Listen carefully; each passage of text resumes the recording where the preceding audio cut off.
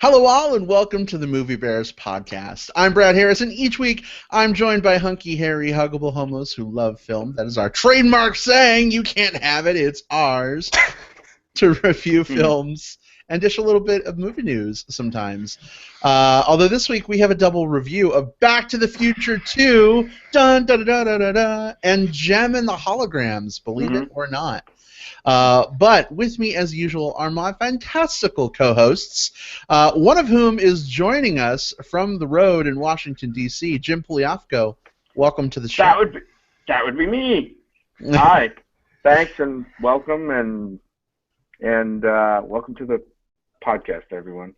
Jim is joining us on shitty hotel Wi-Fi, hence the degradation in sound from what you normally hear. Yeah, I got a big equipment klooch going on. I have no idea if it's going to hold out or not. Adjusting to 3 hours time difference, and it's kind of crazy. You are a trooper for being here. Will is here with us as well. Welcome, Will Lindis. Hello. Yeah. Hey, guys. It's good to be back. It's good to have all of our listeners back. Hey, guys. I think it's showtime. Mm-hmm. That is truly outrageous that you would say that, Will. Yeah, it is, huh? This could get heavy. Yeah. Today we're gonna explore our synergy tonight. Why is everything so heavy in 2015? I don't know. Asks the Chub. Ask Michael J. Fox. Yeah. Oh, goodness. You know what? I think this is going to be a fun show because I just saw like 8 people join on. Like, that's a record in the first couple minutes. Like, bam, they're here. They're ready. I don't know if they're here for Back to the Future or Jem, but we'll figure it out. It's going to be fun either way. Indeed. Well, guys, we have so much to discuss. Oh, my gosh. Are we ready to get into it? Yeah. Let's do this thing. Let's talk about it. This is gonna be a fun one. Fire up the time circuits. Flux capacitor. Fluxing. Here we go. Our discussion of Back to the Future 2. Technically, Part 2, I think, is the title. But either way, here we go. Dim the lights. All right, Will. I introed the first Back to the Future movie like a month and a half ago, and we started off this whole journey. I have a feeling we're going to have to watch motherfucking 3 now. Excuse that F-bomb. But why don't you kick us off on this one? So does that mean Jim is going to have the dubious honor of introing number 3 when we get to that one? I think so. I think that's how it's going to work, yeah. We're saving the best for last there, huh? I think I'm going to have a little trouble understanding you guys when you say Jim or Jem. Like, it's going to be difficult. It's going to be a little difficult. Jem, we are all Jem, okay? Jem and the Hollow Bears. We are all Jem. Episode title right there, Jem and the Hollow Bears. That's your episode hashtag. If you're playing along with us at home and you're like, hey, I really liked the episode, use that hashtag and we'll look for it or something. I don't know. Let's talk Back to the Future 2. This is a movie that is on everybody's mind right now, or at least it was a few days ago, when the infamous date that they jumped to in the movie actually happened. We actually lived to the future, and that day is now the past. What you need to know about Back to the Future 2. So after the very first adventure where, Marty McFly traveled back to the 1950s to save some things in the present, he is once again joined by Doc Brown for another time-traveling adventure. This time they're jumping forward to the, air quotes, futuristic year of 2015. And they're supposed to prevent disaster for the McFly clan. Their journey sends them to the future, to the past, and to an alternate present, all with the goal of preserving the timeline and restoring things to the way they should be. And so I think one thing that we'll need to sort of decide, and I don't know if we talked about this beforehand, so I'm asking it live on air, is how up for grabs are spoilers for this movie during this section? Normally, do it. Yeah. At this point, do it. Yeah. Yeah, well, you were going to say normally we'd save spoilers for a special section and we'd announce it, but with classic movies like this, I guess we kind of assume that people are not looking for, just an idea of whether they should go see it or not, right? We can almost assume that most of our listeners or watchers or viewers or whatever have seen this one. And how could you have avoided it this last week when we actually hit the October 21st, 2015, where it was the thing on Facebook? Like, it was so interesting watching all of the companies, some of them really successfully market based off of Back to the Future, and some of them completely crash and burn with some really terrible fails.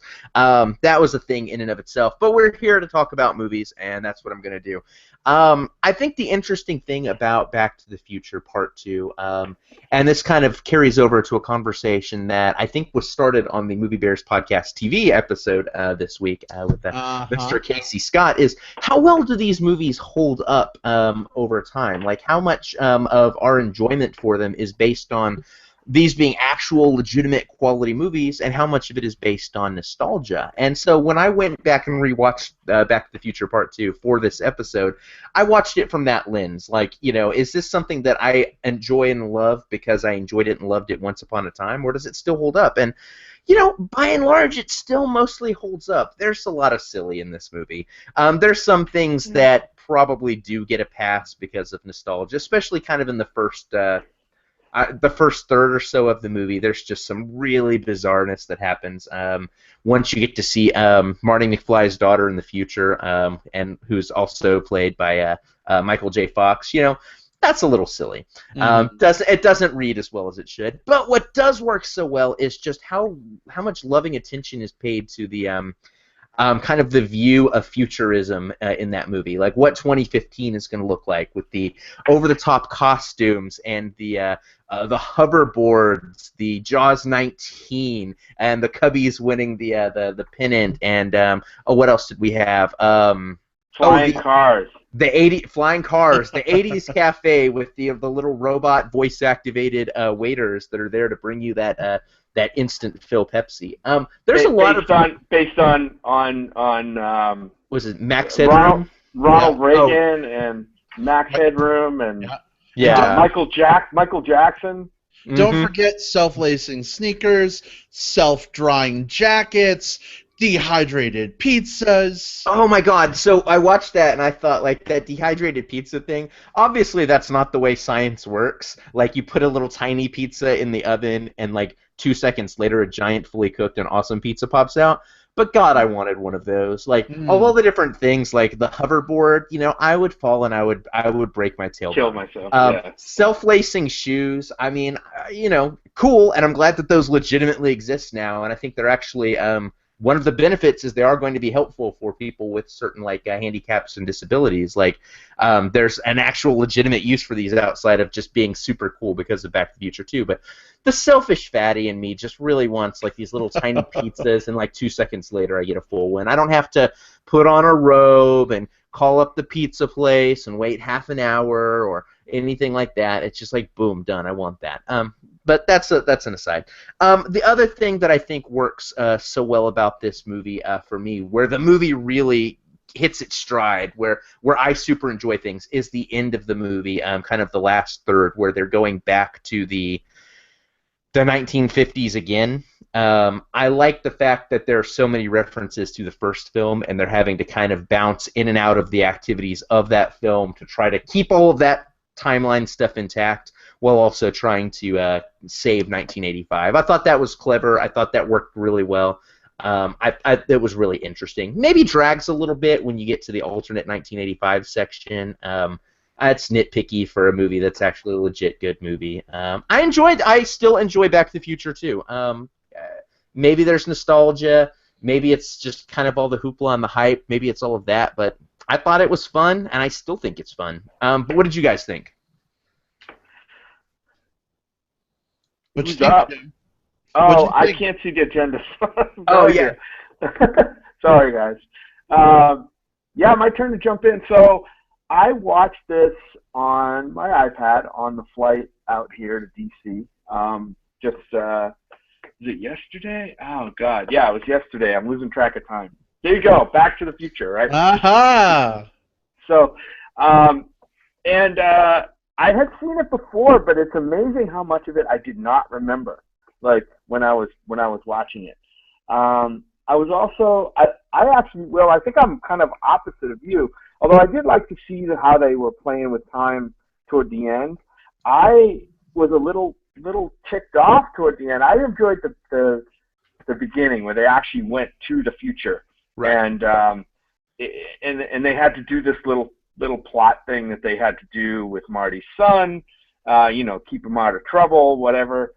And that was over like in 15 minutes or less, right? There was a run-in with Griff and all kinds of stuff going on. I would have liked to have seen something more, more in the future, because it was Back to the Future 2. They had already done 1985, gone back to 1955. I kind of wanted to see them more in 2015. I was a little disappointed when it felt more like them just going back to the first movie and kind of retreading familiar ground for me, even though they were trying to set things right in the distant future. Let me see, what else did I like about that movie? Yeah, I mean the part at the end with the stinger. I want to talk about the stinger in this movie. Like, this is an interesting marketing strategy. I don't know if I've seen them do this in a long time, where they actually put a piece of the next movie actually at the end of this movie. Right. So there's almost like a trailer for Back to the Future 3 at the end of Back to the Future Part 2, which, I mean, you just don't see that anymore. Sure, we see the Marvel stingers, and they're just little flashes. But this is an out-and-out, like, trailer, basically, which was kind of odd. You don't see that anymore. You can definitely see the Zemeckis zaniness kind of coming out. We had just seen The Walk, and definitely his style is there. This movie was very, very slapsticky toward the end. I mean, that, everybody's chasing the MacGuffin, being the almanac book at the end. And it was like one thing after another. You think that he got it, and then he didn't get it. Ooh la la. Ooh la la. Yeah. Goofy. It was goofy, but it was fun. And that's kind of all you really get out of this movie. What do you think, Brad? I love this movie a lot. The first one is still the best one in my opinion, but two was full of so much win for me. Obviously, I'm really into the whole future thing. As a kid, like, Will, did you ever have the Back to the Future Part 2 trading cards that were like coming out around that time? I didn't have trading cards, but I remember watching the cartoon show. Okay. Which was there's a lot of spin-offs. There's video games. Well, I remember getting some of the trading cards before I actually got a chance to see the movie. So I remember like drooling over like this trading card of one of the future cars and the hoverboard. And I'm like, oh my God, what are these things? So then when I saw the movie in theaters, I'm just like, oh my God, this is the most amazing thing ever. And Jim, I'm kind of right there with you. I kind of wish we'd had more time in the future. But I think they probably didn't have the budget for that. Like, they spent a lot of money on that like 26-minute sequence in the future. You know what I mean? And it's just unfortunate. I think they probably had a lot of the same costumes and sets from the first movie that they could easily revisit. So they had this kind of setup. The alternate 1985 thing, I remember as a kid, that made me really scared of time travel. Like, I had thought time travel was super cool, like watching it on Star Trek, and then when I saw like Biff in control of the universe, I was like, this is why we can't have nice time travel machines, because his mom is a hooker. Yeah. His mom is a hooker. Yeah. Crying over his dad's grave. The whole like chalkboard thing, like, and then it's skewed. You know what I mean? I'm like, Crispin Glover can't be dead. Right? He can't be dead. No. And, local author murdered. Honored. So one of the things I really loved about this movie, though, even though it was a bit of a retread at the end, is how they sort of like effortlessly blended some of the stuff from the new stuff in with the old stuff, right? Like Calvin Klein is in the car with his mom Lorraine, and yet Marty McFly is then creeping like underneath the window. And now every time I watch the original Back to the Future, even though I know it was made later, I'm always looking for signs of future Marty, like in the background somewhere. Now, if they had the foresight to do that, like I mean, they could have done it, right? The movies were made a couple years apart. Yeah. If they had envisioned the script of the second movie, they totally could have like put very tiny like breadcrumbs, I guess, or whatever, or little. Boy, that would be kind of really meta. That'd be neat and kind of weird. Yeah. We'll weird. get it in the Zemeckis like special edition of Back to the Future. Yeah, that'd be great. You see like the hat that Marty was wearing, like as he's sneaking by the car. You see the hat go by. Right. The car, pick it up. Interestingly enough, like Zemeckis had no desire, or maybe not desire, but he wasn't envisioning a sequel when he made the first one. One of the things I was reading about was he known that there was going to be a sequel and they were going to go for it, like he was like, I wouldn't have put the girlfriend in the car at the end of the first one, because he had to then like kind of write around her, like that's why he knocked out the girlfriend so early and then kind of had her just kind of doing some things in the background and not really a part of the story. Like if he had known there was going to be a sequel, he would have done the ending of that a little bit differently. Yeah, I was wondering when they played that Back to the Future Part 3 trailer at the end, I was wondering, they must have made these movies like right on top of each other because they had that footage already, ready to go for Back to the Future Part 3, and I think they were releasing it like the next year.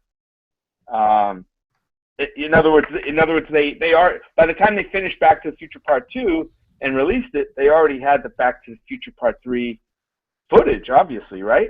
Yeah, Back to the Future Part 3 came out in 1990. Yeah, May of 1990. And this one was 89. This was 89, yeah. So, and actually, so this came out in November of 89, and Back to the Future 3 came out in May of 90. Yeah, they had to be made like almost at the same time.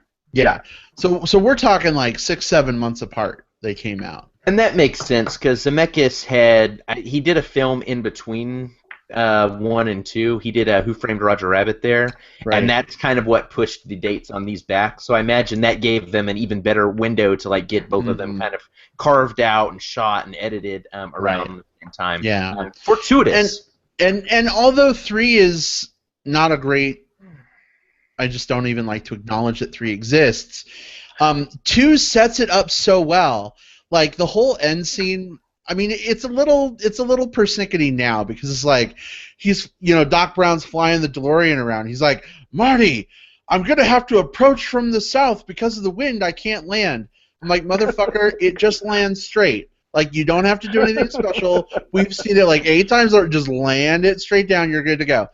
But it totally sets up the whole thing where like we know that when lightning hits the DeLorean, there's enough energy to like send it through time, right? We know that the time circuits have been on the fritz a little bit during this movie, and I remember as a kid, I didn't really put those breadcrumbs together, right? And then the lightning storm starts, and there's just this sense of mounting tension, but I still didn't know it was coming, and then bam, lightning hits the fucking DeLorean, and like it's gone. It's just gone. And I remember crying in the theater. I'm like bawling. I'm like, I don't know. 8 years no, Doc. Yeah, exactly. And I just was destitute because I didn't know like what happened. And then like the Western Union guy comes and he's got the letter, and you hear the John Williams score as, changed by whoever did the music for the second one. And I just got so excited, like all over again. Like my tears dried up, and I'm like, when Marty's like, Doc's alive, Doc's alive, I'm like, yes, Doc's alive. My dad actually like slapped me on the knee and told me to sit down and shut the fuck up. Because I was so excited. I don't think he actually said the F word. That's but no fun. It was probably close. But it just, I don't know. As a kid, I followed the highs. You I bought followed it. the You lows. bought it. I totally bought it. Will, was I the only one? I mean, did you have a similar reaction? Well, no, not at all. Like you were not the only one. That's what I mean by that. This was for a certain age group. I mean, there's a reason why everyone went apeshit this last week about this movie. This movie did like it.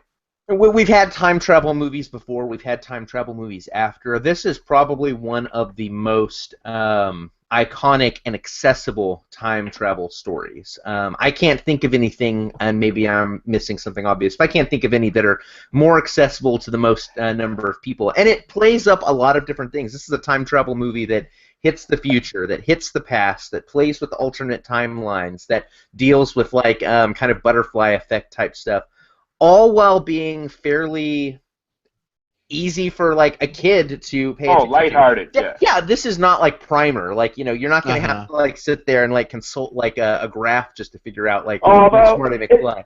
it got a little bit weird with the Biff and his grandfather and Griff, and I was trying to like in my head think, all right, like who's who here? Who's Which Biff is biffing the Biff right now? Yeah, Right. exactly. That was a little weird for me at some parts, but yeah, I mean the beginning part with the 2015 and all the don't forget the holographic shark. Oh yeah. Yeah, Jaws definitely. 19. Holovision, Totally. man. Holovision or I- Holomax. I gotta say, I mean, as much as I love this movie, it's definitely like loaded down with cheese. Yeah. In fact, one of our favorite listeners, Paul, just sent us this picture of him enjoying some cheese Oh my God. while watching the show. Hey, Paul. Oh, And that hits on I think what works about this movie is that it doesn't take itself very seriously. This is a super silly movie, and I think that's what makes it timeless, for me at least. Like, if they had presented, like, this is what we think the future is going to look like, and it was super serious and, like, super factual, like, they may have been more accurate, they may have gotten a few more things right, they may have been more way off base, but we probably wouldn't give a shit right now. This movie was just so much fun that when we go back and watch it now and say, like, oh, mag shoes are totally a thing, and Jaws 19, yeah, that's not ever going to happen. We go back and we look at all of these different things like that. Like, we're able to do so with a smile on our face and twinkle in our eye because it's so fun the way it's presented here. Everything in this movie is very fun. Even the stuff that doesn't work is all done with a very lighthearted, goofy grin. And again, that's what carries the movie through for me. Especially Michael J. Fox in drag. I mean, that is what really carries it. That's the thing right there. If Michael J. Fox had not played the daughter role, I don't think we would be having this conversation. Movie would have tanked. Right? Christopher Lloyd, Michael J. Fox would be like, who are those guys again? Mhm. No. One thing I wanted to talk about just real quick about the future was the Stephen Hawking voice for everything. Like, your jacket is now dry. that's right. Yeah. Yeah. He totally could have been Siri, but not. So Right. we have Siri instead of Stephen Hawking. Did you notice how everything in the 2015 was really just an amped up version of what it was in '85? Yeah. Or like in the late '80s. It's interesting how in our present time frame how we envision the future, and how we envision the things we have now, how they'll be different, but it really ends up totally not like that at all. And it's just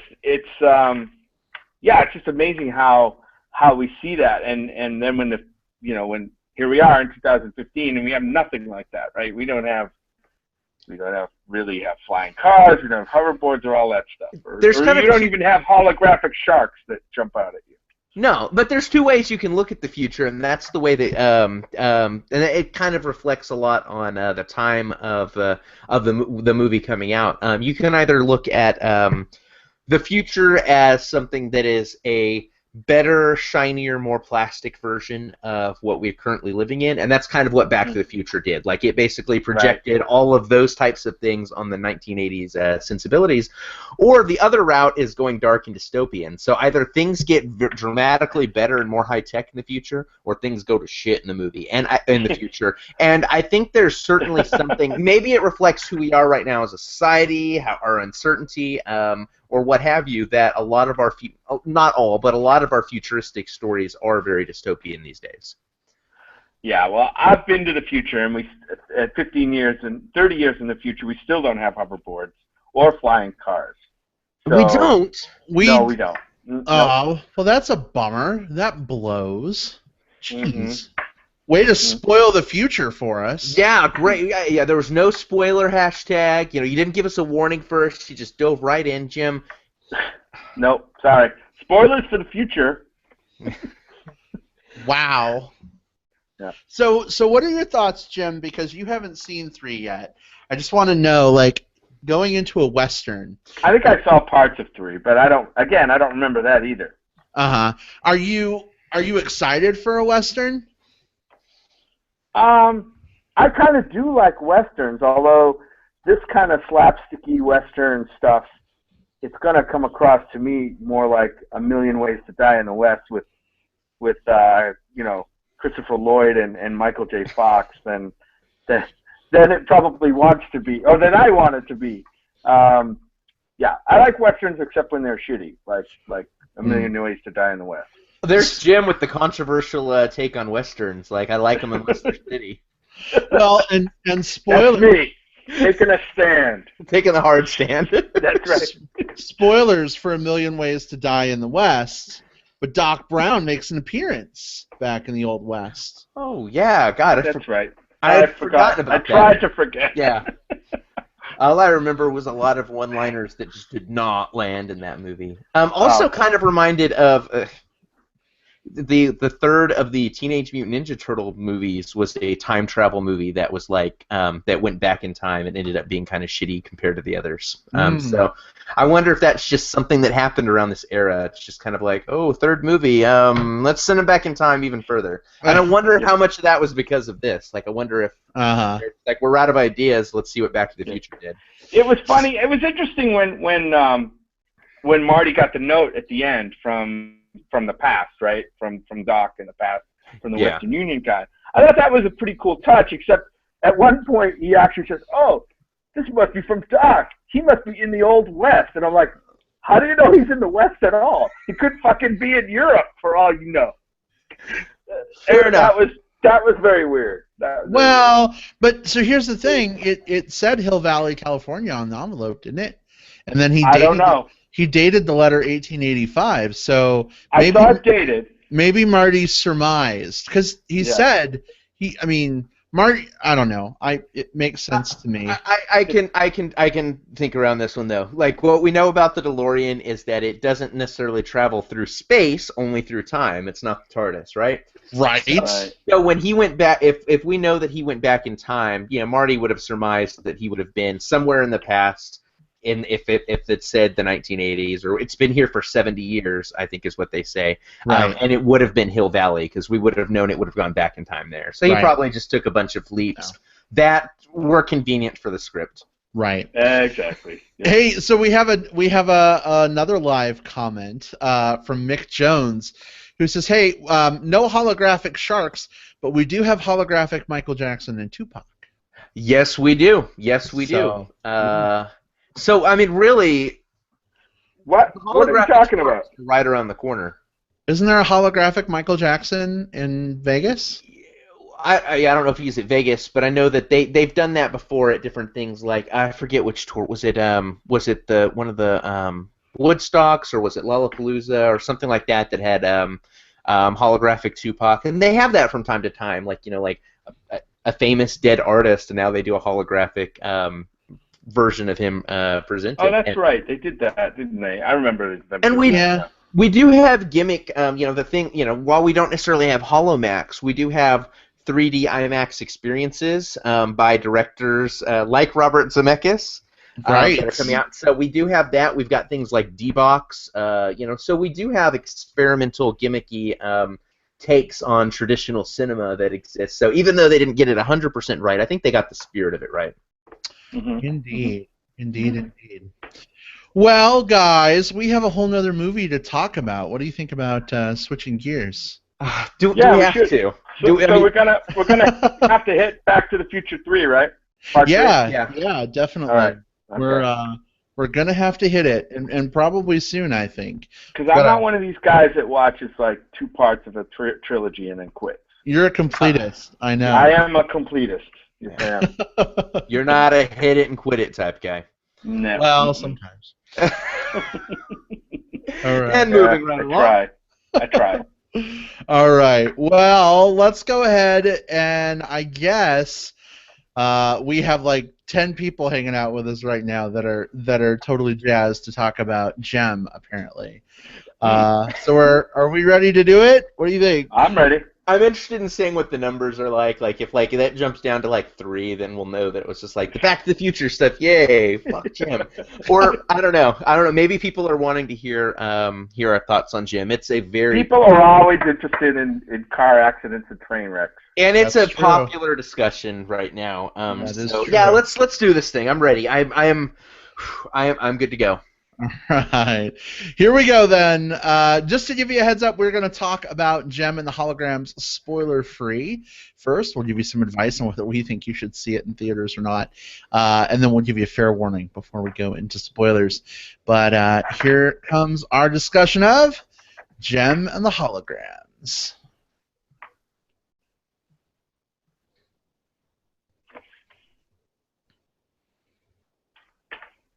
All right. Hey guys, real quick, can you see me? Jim texted me and said I've disappeared from the screen. No, I can't. All I'm seeing is just the MBP logo. Yeah, I was just gonna message you and say all I'm seeing is the MBP logo, the old one at that, and and when you talk, it goes to the middle of the screen and it like pulses. Really?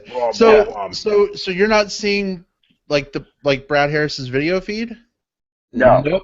You are MBP. Right you are. For all we know, this is some sort of weird Holomax thing that you've installed in your room. You are just a giant holographic MBP logo that like lights up when you talk. You know what it is, guys? Yeah. There is no Brad. There's Jam. That's what it was. You were costume changing. That's brilliant. That's brilliant. I'm Jam. Wow, Jam. Because MBP is my jam. Wow, Jam. We're all Jam. We're all because you know what? We're all Jam. That's right. That's right. Anyway, I couldn't resist. No, those what are those called? Like shutter frames? I don't know what the hell they are, those pink shutter frames that like they're from the future. Like, pseudo Ric Flair hair. Totally, they're from the future. Absolutely, I got these. They're from the future. Yeah. Nice. That's what we'll be wearing in 30 years. I got these when Jam visited the future. That was 30 years ago. Never mind. I'm just looking in the background for Brad's annoying robot companion. Right. I know, right? You know, we're talking around it. I think Jam. What are we talking about tonight? We're talking about Jem and the Holograms. And actually, I'm going to take this shit off because it's really hot and uncomfortable. I bet it's itchy. It is itchy. So this is actually my Thor wig from last year. I just Hawaiian shirt. I just teased it up a little bit and threw on a Hawaiian shirt and some sunglasses. You gave it a little pizzazz. Nice. See what you did there. Yeah. I just realized for like 5 minutes we were talking about Jam and nobody could fucking see me except the 10 people who are hanging out with us. So anyway, maybe we'll post a screenshot. Maybe not, because it's a little embarrassing, but I did it anyway. Oh, well, we're okay with being embarrassed. Come on, like at what point do we still have our dignity? I mean, we've long since checked it at the door, right? That's right. That's right. Anyway, so we are talking about Jem and the Holograms, and I'll kick things off for this one. So here's the thing. Growing up, I was not like a Jem super fan, I guess. I liked the Jem cartoon. I didn't get to watch it a lot because my dad would catch me watching it and be like, "What is this shit on my TV?" I think there was some like fear of this turning me. That'll turn you into a Maybe. sissy. I don't know. But I don't know. Maybe he was right. Who knows?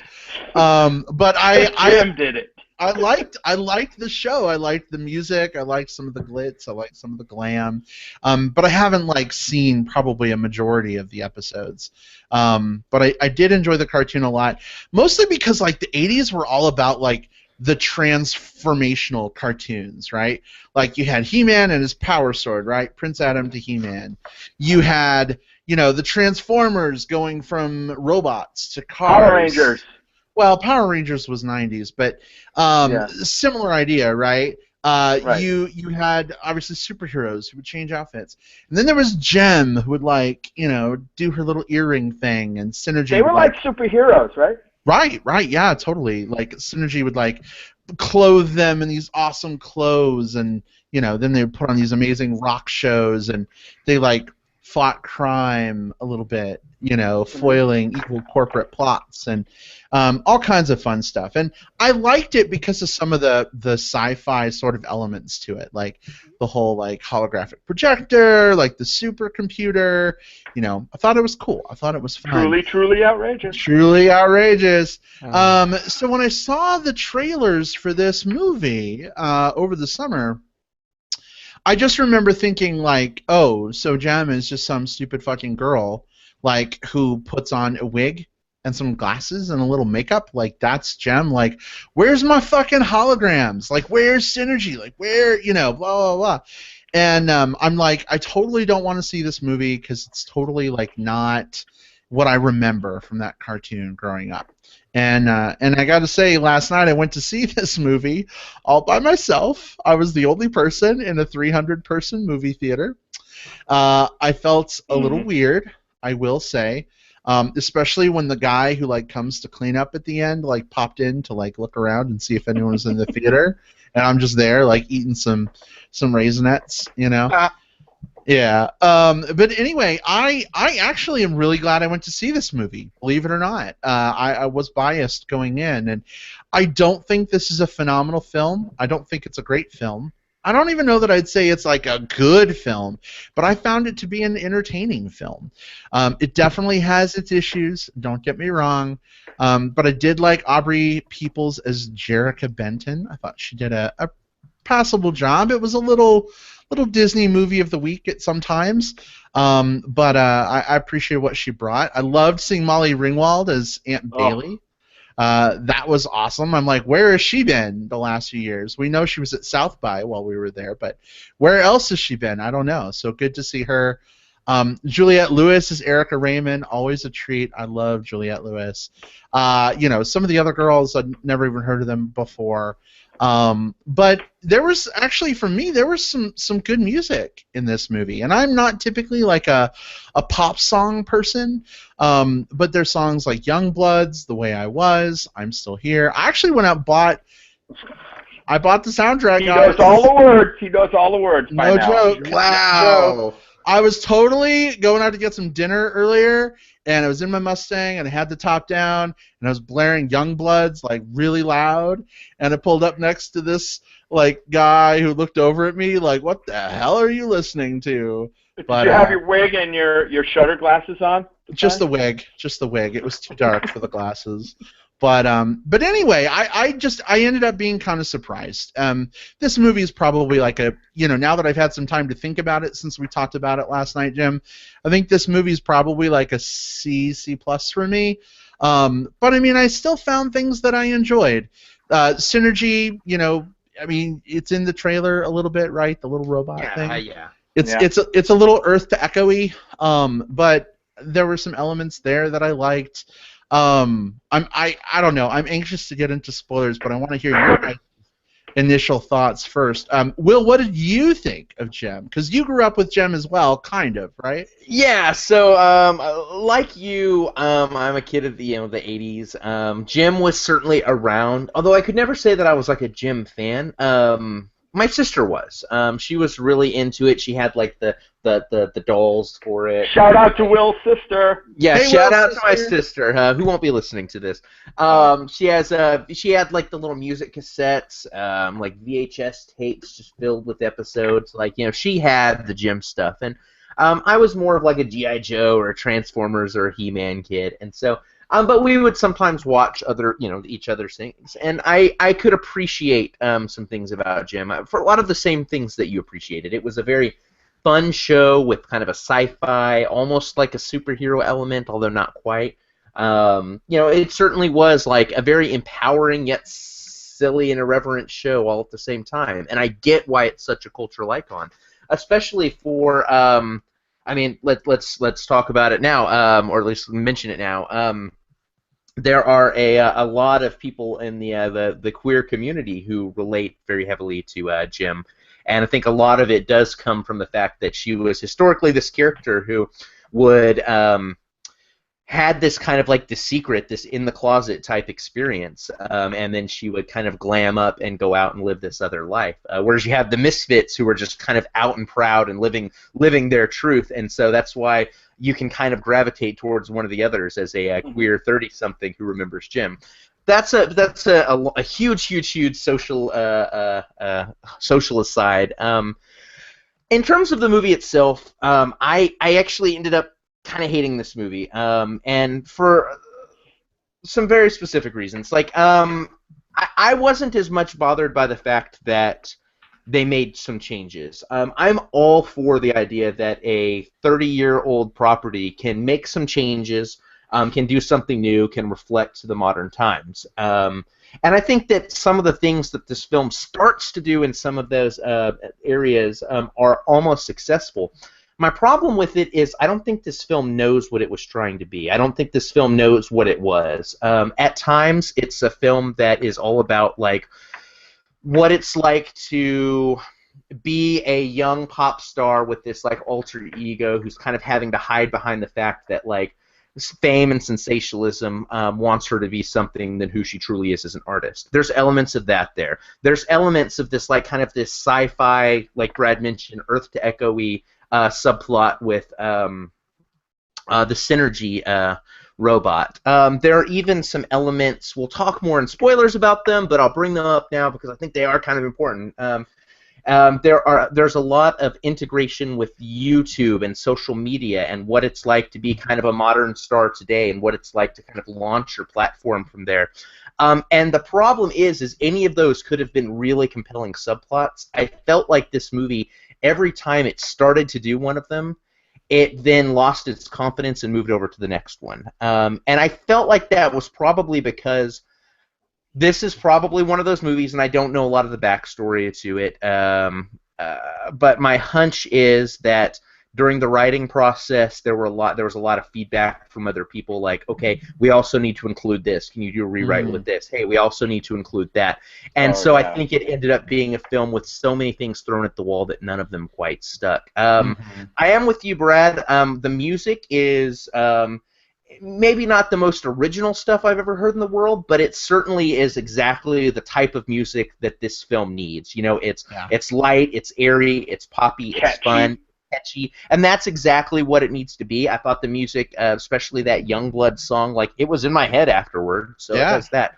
The color palettes when the characters are in their makeup and stuff, and there's one particular spot that involves them being underwater, and I'll just leave it there, where there's some water, there's some lights reflecting through the water and some lights kind of in the background that I thought was really beautifully done. I thought that was a really cool use of that like 80s kind of like bright pink, bright purple neon that this film needed.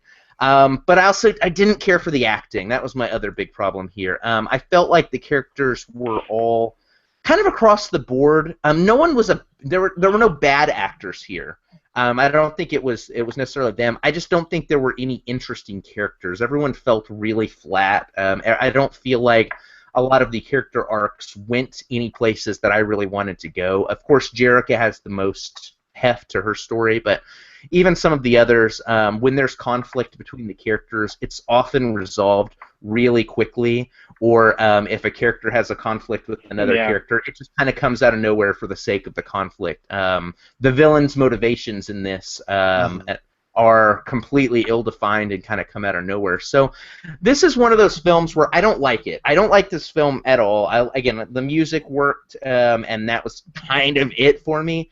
But it doesn't work. It's not that it doesn't work because it's not like the old 80s cartoon. I don't think that's not the case. I think what it's lacking that the 80s cartoon did have is confidence, the ability to just be silly, to just be fun, to just be as glamorous and glittery as possible, and just own it. I don't think this film was really confident in any of the things that it did, possibly because of fear of a backlash. And that kills a movie when you're kind of afraid of what people are going to say before it even comes out. I don't know. I can't recommend this movie. I can't recommend it to anyone. It's disappointing to be able to say that, because just like anyone, I want to go to the cinemas. I want to see good movies, but I didn't here. All right. Well, fair enough. I think all your criticisms are pretty fair of the movie. And the only difference is that didn't totally make me hate the movie. I think I'm more kind of along the line with Brad. We did not see this movie together, which is kind of strange. First time we haven't seen a movie together, in months. I went to a movie theater here that I just, picked off a Fandango and went by myself. I also had a private screening. I was the only one in the theater for a 7:15 showing of Jem and the Holograms, which felt weird. And you know what? I took my phone out a couple times and I was able to take some notes. And I even felt guilty for doing it, even though there was nobody else. Every time I took it out, I looked behind me to make sure there was nobody there before I took it out. Jim, did you feel me judging you from across the country? Oh, I know. It's like, these Alamo people are going to want to fucking get their pitchforks and torches out at me. Fuck. So, which is kind of pretty cool because, when I see movies, there's often parts where I see something and I say, oh, I've got to remember to talk about that because that was either very cool or it really bothered me. And then after the movie, I totally forget about it, and I struggle to remember that. But I did notice that this was a Blumhouse movie. I noticed that too. I had no idea. Yeah. Which was kind of interesting. I mean, Blumhouse, as we kind of know, they take a lot of chances on low-budget movies, right? Most of their stable is low-budget stuff. I don't know how low-budget this one was compared to some of the other stuff, but their strategy is we'll just buy up a bunch of we'll lowball these movies. We'll buy them for practically nothing, and if they bomb, so what? We didn't spend a lot of money. Every once in a while, though, we're going to hit a big horror movie, and it's going to make a lot of money for us. And that's kind of their model, and good for them. But I was kind of surprised to see their name attached to a movie like this, as opposed to a movie with some kind of horror or science fiction edge to it. And no, Synergy doesn't count. Sorry. Yeah. Man, the hate for this movie is out there. And Will, I don't mean you, because you saw the movie, and I respect your criticisms of the movie. Some of them are fully valid. But there's a lot of people out there just hating on this movie before it even came out, just based on the trailer. A lot of people haven't seen it, and to them, I don't know what to say. I just don't think it's fair. If you're gonna hate on a movie after you see it, that's one thing. If you're gonna hate it before you see it, I just can't really, I just can't take that too seriously. So, but on the other hand, I understand, I think, where some of the hate's coming from. I am not a Jem TV show person. I saw maybe 3/4 of one episode, and I kind of get the gist of it. This movie is definitely not that show. That was about kind of a superhero, had more of a superhero sci-fi vibe. This one had a pretty lame sci-fi vibe. It really didn't have a superhero vibe. It kind of replaced that with a teenage angsty kind of vibe and a coming of age and discovering who you are, which I thought kind of worked for me. But they didn't go all the way with it, Will, and you're right. I think if they had conviction to go a little bit further with it, I think it could have been better. man, the acting across the board I thought was pretty good to very good. Loved Molly Ringwald as the mother. I wish she had a little bit more to do in this movie, but she was in it quite a bit at the beginning, and just to see her on the screen again was awesome, because I don't think she's done much in the last 10 years or so. So it was good to see her. I always liked Juliette Lewis. She was chewing up scenery. I think a little bit corny, in spots, over the top. Yeah, but she was obviously loving what she was doing, and I enjoyed that. The music, again, I'm not a pop guy. Some of the songs were catchy.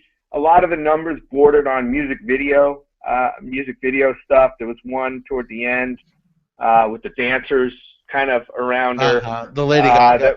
That was very music video-y for me. The song was okay, but I think I like this movie because I think you're right, Will. It didn't really know what it was, but I think its heart was in the right place mostly throughout the movie. I did see the effects of a lot of maybe studio meddling or rewrites or whatever. This is a movie about discovering who you are and being confident. I love the way they portrayed most of the females in this movie as strong characters. Even the villain, she was strong. She was a leader, even though for all the wrong reasons, obviously.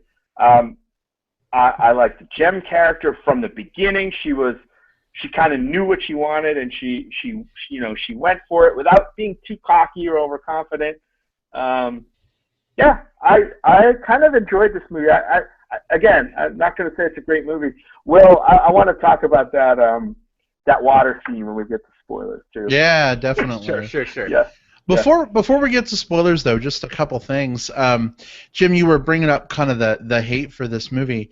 I can appreciate where people are coming from. I think back to like the Masters of the Universe movie. Like, I'm a huge He-Man fan, right? And spoilers for '87's Masters of the Universe, but like, there's no fucking Prince Adam. There's no sword of power that changes him into He-Man. There's no Orko. No Orko. Like, they changed a lot. They set the whole thing pretty much on fucking Earth, and I did not like those big changes, right? I just didn't. Right. It's like, that's my cartoon. Like, why are you messing with the basic elements? So I get it. But if Master of the Universe had still been a decent fucking movie, I think I would have enjoyed it. It just wasn't. And I think in this situation, obviously they've changed a lot, but there's enough in it for me, I guess. There's still some connective tissue. We'll talk a little more in spoilers.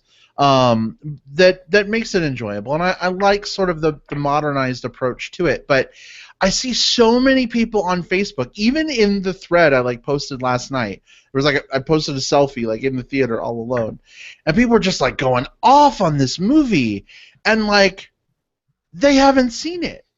They haven't seen it, and I'm one person was like, "Oh my gosh, it fucking sucks so much, blah blah blah blah blah. I hate it." And I was like, "Oh, well, what did you hate about it? Did you not like how they handled synergy? What did you think?" No response, because I haven't seen the movie. So it's like, oh, let's everyone jump on the hate bandwagon rather than inform our own opinions. And I don't know, that kind of bothers me a little. We've had this conversation once before, and it was about a very similar property. This was when we did our review of the Michael Bay Teenage Mutant Ninja Turtles movie. Right. We had a conversation about kind of prejudging a movie, and it's tricky. It's really tricky because there's a big part of me that is I 100% agree with what you guys are saying. For me to be able to say this movie is empirically bad or this movie is empirically good, I need to have seen it with my own eyes and formed my own opinions with it. I think you can say things like, this trailer looks awful. I think it's fair to judge something based off of the trailer, and as long as you claim it as such, right. We talk about we've seen movies with god awful trailers be pretty good this year. Yeah, so I can say I'm not going to see that because the trailers look awful, or from what I've seen, the changes don't appeal to me. That 100% makes sense to me. Absolutely. But I have seen a lot of that same bandwagonism, just oh, that movie is so fucking awful. What did you not like about it? Oh, well, I read these people saying it was really awful. It's well, then that's what you should wear it. Like, I've heard bad reviews about it. Is probably a better way to say that, because when you say that something is straight up bad, it implies that you have a first-hand knowledge of it. Right, and if people trust your opinion, then they may think you've seen the movie, and they're like, oh, well, he didn't like it, so I'm not going to go see it. It's this whole ripple effect of not forming your own fucking opinion. Like, it was also a little like, while we're on that subject, just one little thing that was kind of a bummer sometimes to think about. This movie is getting a lot of people talking about it, like, negatively. Just like, I could post right now, like, so, Jem and the Holograms, guys, and get, like, 20 comments from people, like, dogpiling on it. And, again, if they've seen it, that's okay. Like I said, I've seen it, and I don't like the movie one bit. So it's not that I'm defending the movie, but I am defending the movie's right to be. But at the same time, like, if I were to go and post, like, hey, I saw a fantastic movie, it's a lesser-known independent movie, or it's a foreign language film, so you might have to read it, like, crickets, nothing. So I think it's kind of frustrating, or it's just like, come on, guys, if you're so frustrated at, like, these bad movies, like, jump on some of these movies that we're suggesting too, like embrace. There's so many good movies out there that don't get enough attention. Like, certainly the point of the show is for us to review things and talk about thumbs up or thumbs down, and certainly there's a lot of fun to be had in tearing something apart when it deserves it. Don't get me wrong, I'm all for that at time to time, but I would also encourage someone to, if they're looking at something to do tonight, instead of complaining about Jem on Facebook, pop over to Amazon, pop over to Netflix, and give something a try that you haven't tried before, something that looks unfamiliar. Take a risk on something. Yeah, if you want some ideas, message us on Facebook. Holy shit! Yeah, exactly. I watch movies all the time. You guys watch movies all the time. This is like, we can find your tastes, and we can give you some suggestions. I promise. So I want to say one of the things that I think is a shame is that, obviously there's a lot of fans of the Jem show that aren't going to go see this movie, right? It missed that audience. I don't even know if that audience really exists. I don't know if an audience would go see a movie that was closer to the Jem show. I don't know. I think they would. I think they would. But we won't know now unless they make it again. Then there's the kind of the young teen, young adult, angsty audience. For some reason, they're not coming out to see, pop music loving audience. They're not coming out to see this movie. So this movie doesn't have an audience. Well, the tweens aren't even seeing it. Like, you saw it with the theater with just you. Brad, you saw it with just you. I saw it in a theater. There were 4 other people in my theater, and to be fair, they were like 10 to 13-year-old girls. But they were not interested in the movie, and they started running around and trying to play tag in the theater. Oh, Jesus. Well, until I told them to sit down and shut the fuck up. And to be fair, they did. At the point I did that, they were just like, sit down, I'm not done hating on this movie yet. Well, to be fair, it took me way longer than I normally would, because there was a part of me the whole time that was like, okay, I'm watching the Jem movie. I'm a 33-year-old bearded fat dude by myself. The things we do for love. This is a movie kind of geared towards this particular audience. Part of me was just like, I really do I care enough to and then part of me is like, yeah, because I don't want them to carry this behavior over to other films as well. They need to they need to learn. But still, but anyway, long story short, between 3 screenings, that's 7 people seeing these movies, including us.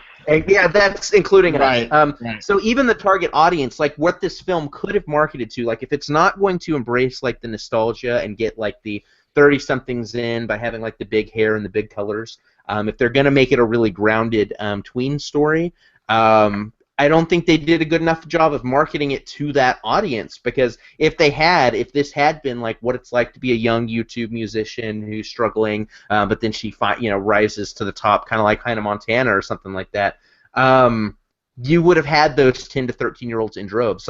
That is a very loyal audience when you capture them. Think about the success of Twilight or any of those types of franchises. Imagine if more of the, and whatever, if more of the marketing had featured the actor that played Rio being all like heartthrobby or something like that, they could have geared this for that particular audience. But I think it all goes back to them not knowing.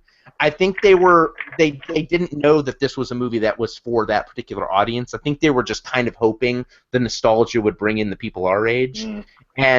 But because, I mean, seriously, think about the way these types of movies are usually marketed towards that audience. I don't think this movie did a good job of marketing like those elements. It's got pop music. It's got like a like an attractive young like boy who could easily be like the equivalent of like a Tiger Beat poster pinup or like that type of thing. But the marketing didn't really do a whole lot with that. Like they didn't get the 10 to 13-year-olds coming out because I don't think this was I don't think that was their target audience. I think they wanted people like Brad and I to go just because it's Jim. Which was a miscalculation. Yeah. Yeah, I think so too. Definitely. Yeah. Well, guys, I don't know if we want to spend a lot of time in spoilers, but do we want to hit on them a little bit? I think we should talk about. I've got at least one thing. Okay. All right. So here we go, guys. Spoilers incoming. If you haven't seen the movie yet and you plan to, go ahead and step away. Come back in about 8 minutes. So one thing I wanted to talk about just real quick, it was kind of a funny thing. Jim, you mentioned taking notes in the movie, so I want to get it out before I forget. So the Rio character, right, like they make this whole point of like Jem goes into his room, and he's coming out of the shower, and he's in his towel, right? You can see his washboard abs and his smooth, chest and abs, right? So then he goes in, puts on some jeans and a tank top, comes back out, they sit down, and bam, suddenly he has a hairy chest under his tank top. Really? I didn't know. Only you would notice that. Well, hey, I notice these things. Wow, Brad, got on the spot with that. Right? I'm like, wow, continuity. You grow chest hair really fast. You went from being totally smooth to like really hairy and like that. You're like a fucking chest hair divining rod. Well, I said that, and then it was like, yeah, he sure is. I do have a hairy chest dividing rod, but anyway, right. So I'm kind of like, I'm actually wondering if that was like a reshoot or something later on, because time obviously would have had to pass for him to like regrow. A reshoot, or they shot that at the end before he wanted to look shaved, and he shaved it at the end, and it was. That could be. That could be it. Or I mean, again, another one of these things. Like I don't know much about the production history. I should read up a little bit more on it because sometimes there's some interesting things to be had there. But maybe one of the focus groups said, "Hey, there's not enough shirtless Rio in this movie," and then they just kind of reshot that particular, kind of like inserted that or just reshot part of that scene for it. Like I wouldn't be surprised at all if they kind of like tried to turn up the heartthrob a little bit or what have you. Could be. That stuck out at me, definitely. It would, Brad. It would. I know. But the main thing I wanted to talk about was just how they handled Synergy in this movie, because we were kind of dancing around it a little bit earlier. So Synergy, of course, is this robot that her dad like put together, but he's unfinished, and it's meant to be this sort of like quest around LA to find the pieces and put Synergy back together.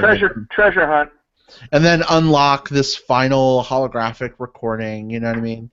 And I unfortunately, first of all, it's the robot sounds like BB-8 from Star Wars. Like I've been playing with my BB-8, and like they make some of the same sounds. Although BB-8 doesn't beatbox as much as I know. So my god, yeah. But I'm just kind of like, ugh, really? Did the Synergy stuff work for you guys? This whole like. No, you guys were shaking your head. And it's disappointing too, because I really feel like as much as I know they wanted to get Synergy in because people would be pissed off if there wasn't Synergy reference in some way, shape, or form, I would have actually preferred if just Synergy wasn't a thing at all in this universe whatsoever, and if they had just told a more grounded story about a young girl kind of struggling with her success. I think Jim mentioned it kind of in the pre-spoiler section. Like whenever the film kind of got around that part of the story, I think that's when it's most successful. But then it just like did everything it could to just like pull itself away from the parts that were working, and that's I think what was frustrating me. Yeah, they could have cut Synergy out completely, cut the robot, cut the scavenger hunt. Obviously, you'd have to then fill those scenes with other things, but I think you can give it to a good script writer. You can have that cool shot on the pier or that cool shot in the club or whatever without it having to be like because a robot got them there. Mm-hmm. Yeah, I agree, Will. I didn't like. There was a lot of eye roll moments, especially early on with the synergy thing. Although I did like the emotional moment at the end with the dad, and I know we've seen that 100 times before. Yeah. But I still thought that it carried some weight in this movie. They could have done it a lot of different ways. They didn't need to use the robot to do that, to have her, you know, reconnect with her father in some way, shape, or form at the end. And that, you know, I don't know. It was kind of a weird feeling because you had this corny little thing over here and then this very emotionally heavy thing here, and it just didn't really play right for me. Yeah, I don't know what they could have done with synergy here. Man, though, I tell you what, the world misses her dad almost as much as she does. You know why? That robot could go underwater and not miss a beat. Yeah, like, miss a beat. Yeah, good one, Jim. That took me out of the movie, and Will, you were talking about how beautiful that scene was. As soon as they flash to synergy in the backpack, I'm like, oh, no, please. The whole time that she jumped in the water, I'm like, there goes synergy. No, wait, nope. wait. No, they set it up. They totally set it up because she pulls out the robot at the pipes or whatever, and Aja or Shayna or whatever the fuck is like checking it out, and she's like, "Oh, next gen HD projector, watertight casing." Did she say She did. Really? She totally did. I missed it. You're right, Jim. It was really beautiful. I really liked those colors. I didn't notice the beatboxing there. What I did notice was it was immediately followed by what I thought was my least favorite scene of the movie was them with their impromptu a cappella session underneath. Yes. Where like on the beach. On the beach, yeah, where all of a sudden Rio has to like sing along with them too. Like it felt like very forced bonding. Like this is the moment where Jerica and Rio kind of bond, and it didn't feel earned. It felt like it's kind of like how in Glee sometimes like a magical musical number will just randomly bond some characters without them actually going through the process of like writing the characters with believable arcs. I think they just kind of gleed through that. Yeah, I agree. That was a really eye roll moment for me. That was probably the weak musical point for me as well. Although I do like a cappella music, that number just didn't work. Another scene, Will, and I think you touched on it in your opening, was how they would like set up a plot beat and then they would like reverse it like very, very quickly, like to dismiss it almost. At the very end, there's a very pivotal scene where her sisters confront her about something that she's done, right? And they're really upset and they're really angry and they're all kind of like really pissed off and like, this is the end of Jem, blah, blah, blah. And like, man, it was like the very next scene. It was less than 5 minutes, yeah. They come out like, oh, well, we really love you and everything's going to be okay. Well, it was too quick of a turnaround. Wait a second. That song, I'm Still Here, was a montage. It was like a month of time. It was a month. It was a month-tage, like a lot of Yeah, fair enough. Yeah, a month-tage. But it was like it was so quick for us as viewers. Like the conflict didn't have time to settle in. Like it was. Yeah, I know. Oh man, this terrible thing happened to the band. It's like, oh, okay, they're fine now. It was too abrupt. I guess also a little abrupt for me were some of the there were these YouTube clips that were used as their transition method in this film, kind of going from one scene to the next. Like maybe there'd be two guys like beatboxing back and forth, and then that would be the backbeat to like a furious email sequence. You mean like The Rock and Chris Pratt? You mean those two guys? Oh well, that ended up happening too. But like there'd be like beatboxing or like people playing the drums, and that would be the score. And it was a unique gimmick. Oh Jesus. As was the all of the shots of like people saying I love Jem, this is why I love Jem, and a lot of those were actual people who actually love Jem, like the cartoon. Right. And I think what I guess if I could say like one thing kind of like pissed me off about how this movie missed the point, it was those sequences there. Yeah. When we saw those, we saw a lot of people, and again, I hit on this before and kind of tap danced around it. There were a lot of people who were bullied or who we could say lived kind of a queer lifestyle in some way, shape, or form. And I'm not talking necessarily like, that they were gay or bisexual, but there were a lot of people who kind of lived alternative lifestyles, different, they were outside of like the cultural norm. And they used those sequences to talk about how much they appreciated what Jim was and why she let them kind of have more confidence in who they were, to be who they were. And the problem I had with it, that was extremely touching when those people did that. I wanted them to show us Jim impacting people's lives, or show us being this kind of like this quirky, inspirational figure, as opposed to just us hearing about it in montage. Like, it was definitely kind of like, it was definitely a lot of them telling us why Jim was great and not them showing us why she was great. And it was a big missed opportunity. If there's one spiritual core to the 80s cartoon that this film needed, it was that kind of confidence in who you are and the ability to kind of like, step out and do all of these things and kind of live this fashionable life or whatever. And I feel like that's where it missed the mark. Forget the synergy stuff. Forget like, is it because of the misfits, or forget all of that. I think just kind of missing that element of confidence, what misses the mark the most. Go ahead, Brad. No, you go ahead, because I'm about to take us on a sidetrack. Okay, yeah, I about those video clips, and I thought I had mixed feelings about them. The thing that probably got me the most was they were saying all this uplifting stuff about how Jim, helped them through tough times, and you're the best, and it was really touching stuff. But in the back of your mind, they're not talking about this Jim. Yeah. Right. It's like this movie is co-opting that idea. And you know what I mean? It just didn't feel genuine to the movie. They were genuine pieces, but it didn't feel genuine to the movie. It almost felt like the producers of the movie were kind of like taking advantage of a different situation to I don't know, to put something in their movie. It felt a little weird for me, but yeah. Brad, what were you going to say? Were you going to get to the end at some point? Well, let's get to the end of the movie. Well, first of all, I like what you're saying. I know you can't see the chat because you're in the Hangout app, but didn't feel Gem-UN. Ha! I like what you did there. Gem-UN. Ha! No, I was gonna say just real quick about Synergy. One of the things I actually did like about Synergy was before she would like shoot holograms, she would almost like have to ramp herself up, and then there was like this sort of like kickback when she would shoot the holograms out. Like she'd be like. Is Synergy a she? Yeah. Yes. We found that out like in the movie, like that in the was hologram. The dad. At the end, he calls Synergy a she, and Jerica looks over and goes, "Oh, you're a girl," or something like that. Yeah. I thought it was a male.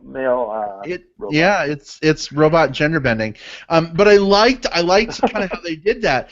And then at the end, like Synergy is like off on the side, and I'm thinking, oh my God, Synergy is gonna have her moment. Like she's gonna come out on stage and just like blast these holograms into the sky and transform everything, and it's gonna be fucking amazing. No, we just got Synergy like showing a solar system with like some little things dancing in front of it. I'm like, wait, what?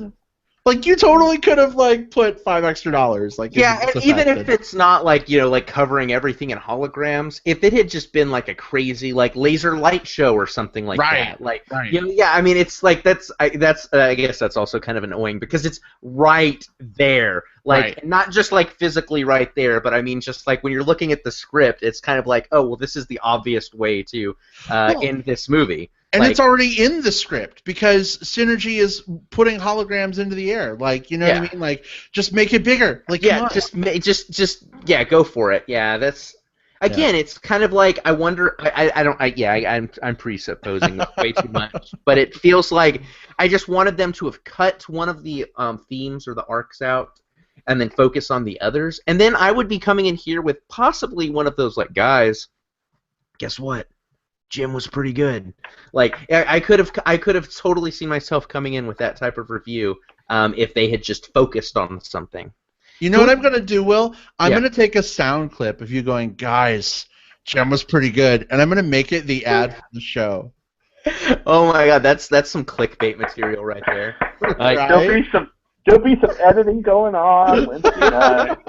There's going to be a clip later on that says, "Guys, I really like Jim and the Holograms." Jim, did you want to talk? Jim, did you want to talk about the end real quick? Yeah. So at the end, when the villain of this movie is defeated and comes back, lo and behold, we get the beginnings of the Misfits, right? Yeah. Nowhere were they in this movie whatsoever until that very end, and I'm like, wow, it's kind of a cool. I kind of thought it was a cool setup. I did too. For something that probably should have been in the movie earlier. You know? It's like this is the setup for the movie that we should have seen. Yeah. And I'm like, wow, it's a shame that nobody saw this fucking movie because it's never going to get the sequel. They probably could be pretty good. I thought the same thing. Like Yeah. I was sitting there during that final moment, and everyone they're doing the introductions. Out comes Roxy. Out comes Jeddah. Out comes Pizzazz. Well, and then Pizzazz. Pizzazz. Oh, yeah. So, first of all, I thought like, yeah, like this is these poor girls are like, you know, cast in a movie that's never going to happen. There's not going to be a Jim and Holograms 2, right? But also, who knows? Well, who knows? It's a crazy world. The other thing that was kind of weird for me is the three kind of the other Misfits all seemed really interesting and really exciting, and I was like, okay, wow, why couldn't they? But then Keisha is the one, with the $ for the S, like the musician. You mean KE $ huh? Yeah, K huh. She was the one playing Pizzazz, and she was not really good with her line delivery. And it was like, why did you have to cast her as like the one that we're supposed to like the most? Like, I mean, I guess it doesn't matter because it's a stinger with one line, but it was like the stinger goes off with kind of like the least compelling of the Misfits, kind of developing this we're going to get. It's weird you felt that because I'm like, who is that? I didn't know it was Keisha. And I'm like, because I don't know who fucking she is anyway. So I'm looking at her, I'm like, who is that? I don't think I've recognized that actress. And I'm like, my interest was piqued in that character for that like 15 seconds. And I said, it's just a damn shame that we're not going to get to see Jem and the Holograms and the Misfits battle it out on a stage somewhere, you know? Well, and how easy would it have been to work them in? I mean, you don't have to make them a main part of the plot. They could have been at Starlight, right? A battle of the bands, right? Well, not even that. As Jem and the girls are coming in, maybe Juliette Lewis is sending the Misfits packing, you know what I mean? And $ huh looks at Jem and she's like, they replaced me with you, I'll destroy you. And then they walk out, and that's it. You know what I mean? You could have that set up. Circle back to it later if you want, right? But a really, I think, interesting way to bring them in earlier would have been to do something like that. Sure. And honestly, like, I had a big problem with the Juliette Lewis character. Not her. Like you guys said, she chews up the scenery, and I think that's fine. I think she tackles this role with reckless abandon, and it it's silly, but I think silly can be okay with this type of franchise. But her villain character, basically her plot line is, I just made this band, now I'm going to sabotage it. I don't get why she did the things that she did. I almost wish that they had done something else with her. I don't know what. And let the Misfits be the villains earlier, because I think that would have been... One, it would have been more compelling. You kind of have like a rival band. I think that's always interesting. And two, I think a lot of the diehards, the people that are actual Jim fans, would find a little bit more of something to grasp onto with this film. Right. So. Right. I even had a friend, again, one of these Facebook friends, when I asked him, why do you think it's so bad? He says, well, I could tell by the trailer that it doesn't have Synergy or the Misfits. Oh, right. I'm like, wait, First of all, one of them was in the trailer. Yeah, Synergy was in the trailer. Synergy was in the trailer. So then I said on Facebook, I'm like, well, just because they're not in the trailer, and I said ... and then later the comment was, well, yeah, but they're not the right ones. I forget what it was, but you know. Yeah. Well, I just guess- because it's because Synergy doesn't look like a woman like in a frumpy multicolored dress with an Olivia Newton-John headband. That's why. That's What was yeah. It didn't even what- register that it was Synergy. what was Synergy in the cartoon? What Brad just described. Oh, I thought it was like a computer console or something. Well, so Yeah. Synergy projects an image. Here, let me show you. This is the image that Synergy projected of herself. It's What? in Barbie form, but it's okay. like purple-haired, multicolored dress Okay. thing. I gotcha. Yeah. And but Synergy was a computer basically. Right. Okay. Yeah. Yeah. That could like remote link through Jerica's earrings and shoot holograms everywhere, all over your face. Oh, Sure. wait, what? She hologrammed all over your face. Holy shit, we went there. Wait, let me write that down. I'm using that one. Is there a deep dark corner of Tumblr where that's a thing? I'm sure there is. Oh my god. I feel like I could type that in and immediately have to delete my search history, If you can, right? what is it? The rule? If you can think about it, there's a point. Rule 34, yeah. Right. If it Yeah. exists, there's porn of it. Oh goodness. Well, guys, are we ready to get some plugs in? Oh, please. All right, Jim. How about you? You good to go? I can't. I don't know. I don't know what I got. I came unprepared for plugs this week, so you guys go. All right, I'll go. So I really want to see the new Paranormal Activity movie with a crowd. Maybe Friday night, babe. I don't know. Apparently they yanked it from like Elcon and Park Place here though, because it's coming out on VOD in a couple weeks, and the theaters are like, "Oh, fuck you." But it's still at Harkins, so I kind of want to see it. But I've been going back and rewatching Paranormal Activity 2. I'm gonna watch the third one, probably not tonight, maybe tomorrow. But I had kind of forgot how much I liked those movies. How well the first two, at least, kind of grabbed my attention and did some cool camera stuff.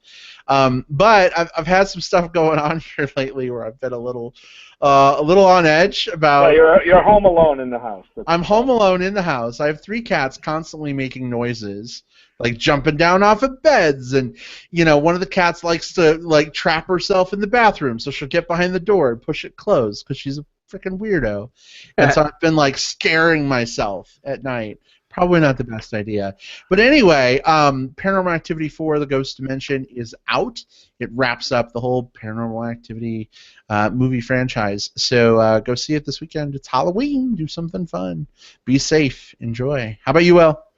Yeah, gosh, it has been an amazing week for movies for me. Today's film, notwithstanding. The first, I got 2. One I'm just gonna breeze over. I saw Steve Jobs. It is really good. I really like it. It's probably it's very Sorkin-y, and that works really well for me. I thought it was ingenious the way they kind of scripted and plotted out the structure of this film. So Steve Jobs is really cool. But I guess the one I want to spend a little more time on is a movie called Room. This is one of those movies that I had been really looking forward to this year. It's Brie Larson's new movie. She's this woman who's abducted, when she's like a high school student, and forced to live in this dude's shed for years, with no way of contacting the outside world.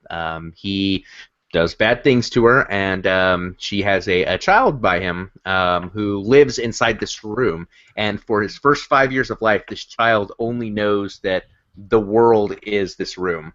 And so this film is all about her sheltering him in this room, and this is trailer stuff, kind of their, what happens to them once they discover kind of the world they're beyond. Brie Larson is a brilliant actress. We've talked about her several times on this show and how much we love her, and this is definitely her.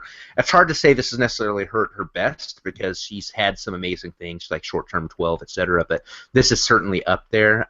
Most impressive to me, there's a kid, he's 9 years old now, so I think he was 8 when they shot this, kid named Jacob Tremblay. He is in every single scene of this movie. He is like on camera, like nonstop, and he carries so much freaking weight. Like, this is going to be. Remember when we watched Beasts of the Southern Wild, and we were all about Janae Wallace? Yeah. This kid, I've already heard some talks about potentially like an Oscar nomination. If I were to sit down and make my list of my top 5 male performances of the year, this kid might make the list. I know that's a very hyperbolic, but it's that good. So yeah, this is an actor showcase. It's called Room, and I think it's in limited release now and goes it's still wide. limited because we can't. I don't think we could see it yet. So Yeah, but I think it goes wide on the 30th, or at least it widens up on the 30th. So if this is playing near you, please go see it. It's a cool movie. Yeah, Awesome. definitely on our list, Will. A little jealous, of course, when you got to see that first, but it's one that I definitely want to see, mostly for Brie Larson, and I've heard, the story intrigues me, so Yeah. Indeed. Turns out I do have a quick plug. All right. Oh, go for it. I've started listening to a couple of audiobooks. I listened to The Martian, a little bit of The Martian after we saw the movie and reviewed it. It's okay. I'm not totally enamored with that audiobook for The Martian. The book is very, very science booky. Yeah. And I'm an engineer. So I kind of like the stuff, but this stuff is really dry for listening to as a story. I don't know. I don't know if I'll even get to finish it, but so far I think I like the movie better. But the one I want to plug is Nick Frost's memoir called Truths, Half-Truths, and Little White Lies. That's out, and he narrates it, the audiobook. And so far it's really good. It's very humorous, very heartfelt in spots. I love listening to his voice. Of course, he's very hot, and just like some of the British or the UK euphemisms that they use, words like meat bags for guys who are like dumb and stupid. Just make me laugh. So yeah, if you're looking for some laughs, and I know it's not a movie, but he's a movie star, so haven't even got to the part where he starts acting or whatnot. But yeah, it's Nick Frost's book, memoir. It's fairly new out. It's called Truths, Half-Truths, and Little White Lies. Nice. Excellent. All It's a right. good plug. Good stuff. Anytime you can plug Nick Frost is a good time. So. That's right. That's Yep. right. Yeah. Let's go there. Yeah, that's the. I keep waiting for the part in the book where he has his first gay experience, but I haven't got there yet. No. He's got to hop in the DeLorean, go a couple years into the future. He's like, how did I end up in Tucson the year 2016? I know, right? With these two bears. Yeah. And also Will is visiting in this story. Oh, right, Yeah. right. Yeah, absolutely. Yeah. That's funny. Oh, goodness. Well, I think that wraps us up Yeah. this week. Yeah? What do you think? You got a nice, beautiful pink ribbon on this one. Nice. Nice, all right. nice doing the show. It's a jam. Yeah, it was good jamming out with you. Oh, yeah, right. Hold on. Back with the wig. Here comes the wig. Jam. Nice. Except now I have the shaved head underneath the hair. Totally have to do the half shaved head thing. There we go. Jam. Wonderful. In the And you movie. just need just pink makeup all up and down one left eye or something like that. I actually had a plan, guys. Some shit went down with some other shit after work that took way too long. But I was going to go to the Halloween store and I was going to get a pink wig. Uh-huh. I was going to get some of that pink makeup and do a thing. And Well- it was a glitter pen, but I just didn't have time. I was going to pretend my camera wasn't working the whole episode. I was going to make pink cardboard star earrings, and the episode crept up on me, and I didn't. But I have the cardboard. I have the index card. You had them on in spirit. We'll add them in post. Well, Perfect. Yeah, let's. You guys are so creative. You guys are so creative. I can't keep up. We'll fold it into a star real quick and like put it on your ear. All right. Yeah, just use my magic origami skills to just suddenly like magic up a star while we're on the air. I guess I could have done that while we were talking. Like, there's really no excuse. Oh, that's funny.